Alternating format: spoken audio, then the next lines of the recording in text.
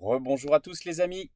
En regardant cette seconde vidéo qui résume le pouvoir du moment présent d'Eckhart Tolle, vous apprendrez à trouver des clés pour vivre dans le présent, ne plus souffrir inutilement.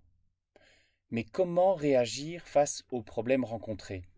Là encore, en vivant l'instant présent, il sera question de situations à dénouer et non de problèmes.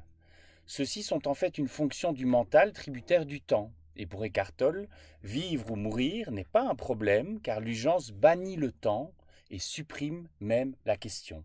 L'être humain, s'il meurt ou vit, n'en est même pas conscient. Et le mental met en place des stratégies pour éviter le présent. Être libéré du temps, c'est basculer dans la conscience intemporelle. La plupart des gens n'y parviennent pas ou par accident.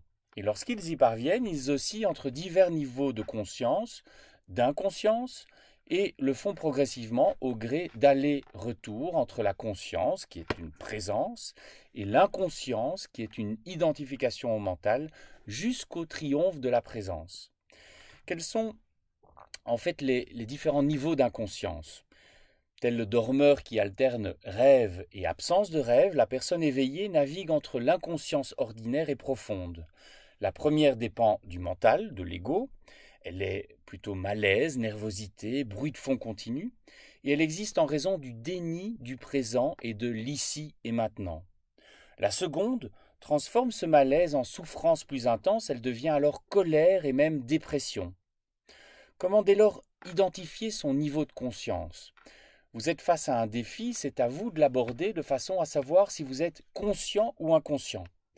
Si même dans une situation normale, vous ne pouvez pas être dans le présent, il vous sera alors difficile d'être conscient dans une situation vraiment critique.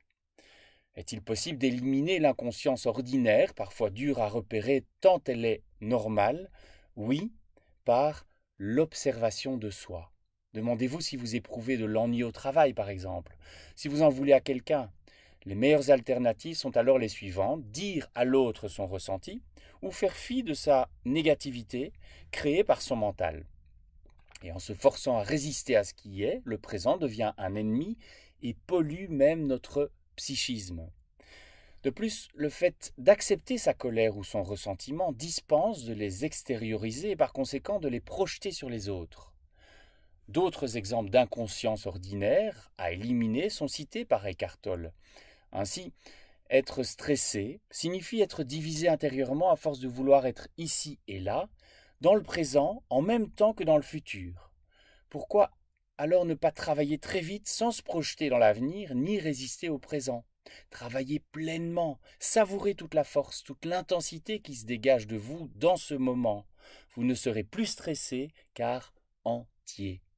Et en pensant qu'un jour vous y arriverez, vous vous persuadez que le présent n'est jamais assez bien, ce qui est le meilleur moyen en somme de créer une insatisfaction permanente.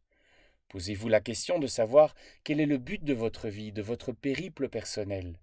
En réalité, il y en a deux, le but extérieur et le but intérieur. Le premier consiste à arriver à destination et il implique l'avenir et existe dans la dimension horizontale de l'espace-temps.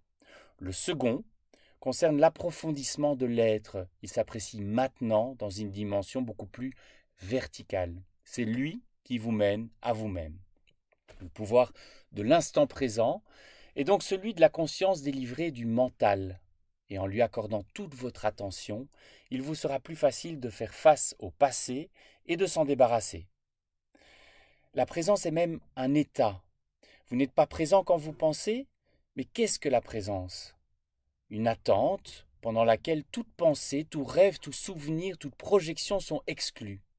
Elle permet à la beauté de se manifester, qu'elle soit extérieure ou intérieure, et elle donne accès au sacré, à l'essence et nécessite le silence.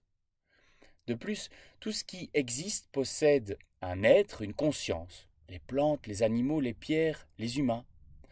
La conscience se cache derrière ces formes physiques et mentales, et lorsqu'elle s'en libère, c'est là qu'elle devient conscience pure. Différencier le corps physique du corps subtil, comme le dit Eckhart Tolle, permet même de vieillir moins vite.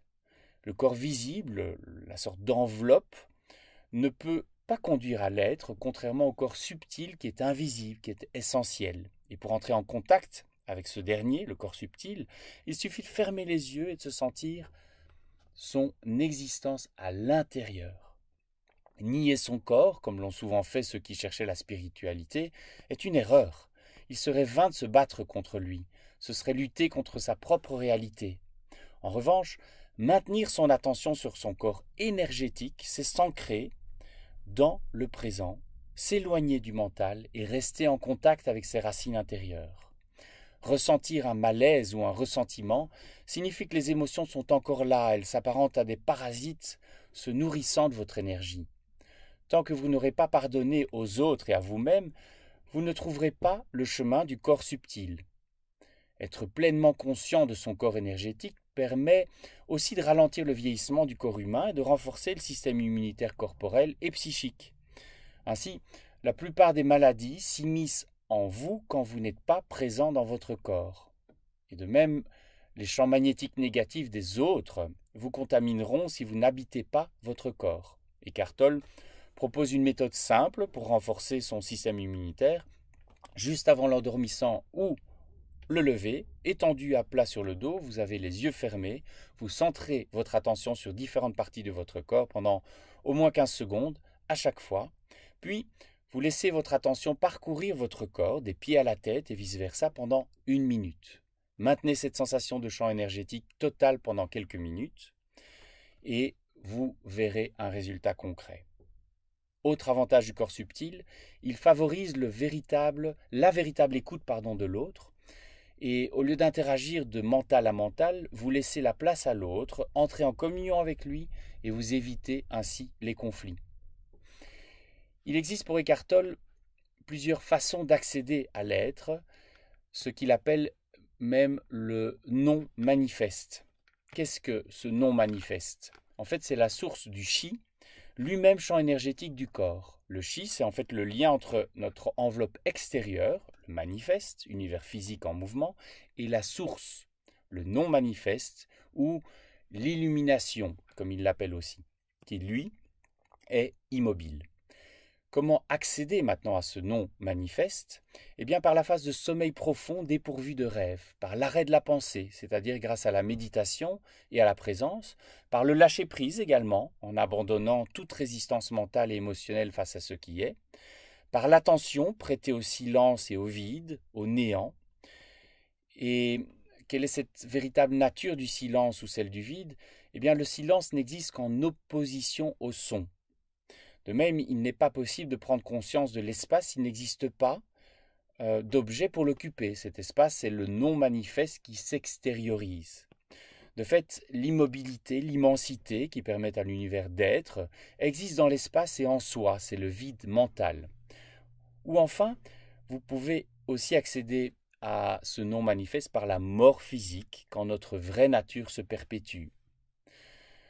Dans cette vidéo, vous avez donc appris que vous pouvez sortir de la souffrance, qu'elle soit présent ou passée, qu'il existe des clés pour vivre au présent, que le mental met en place des stratégies pour éviter le présent, que la présence est un état, que différencier le corps physique du corps subtil permet de vieillir moins vite et qu'il existe plusieurs façons d'accéder à l'être, au non manifeste. Et dans ma troisième et dernière vidéo qui résume le livre Le pouvoir du moment présent d'Eckhart Tolle, je vous exposerai comment vivre intensément l'instant présent peut aussi améliorer vos relations avec les autres et comment il vous permet surtout de lâcher prise. A tout de suite les amis et merci encore pour votre soutien. Et n'oubliez pas, Carpe Diem!